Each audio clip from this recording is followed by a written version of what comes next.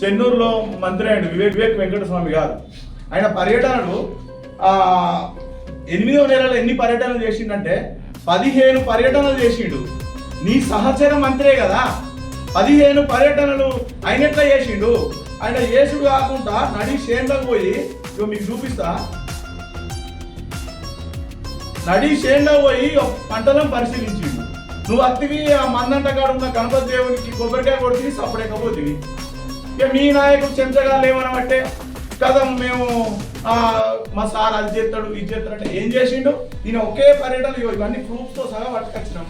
ఇగో 15 పేపర్లు అంటే 15 పర్యటనలు వాళ్ళ కొడుకు కాకుండా ఒక మంత్రి వివేక్ ఒక్కడే చేసిండు. ఒక దళిత మంత్రికే మన ప్రజల మీద ప్రేమ చూపించుకుంటా తిరుగుతా అంటే మరి నీకు ఆ బుద్ధి లేదా? నువ్వెందుకు తిరిగావు? నువ్వు ముగ్గునూరు పోవా, దమ్మూరు పోవా, ఇలంపల్లి పోవా? నీకు ఎటు చక్కగా ఉంటే ఆడిదాకా పోయి సప్పుడేగా మరేసేస్తావు. నువ్వు చదువుకున్న సన్యాసే కదా, మీ చెంచగాలే అంటారు. నువ్వు ఇంజనీర్వే కదా, బ్రిడ్జీలు ఎందుకు కట్టావు?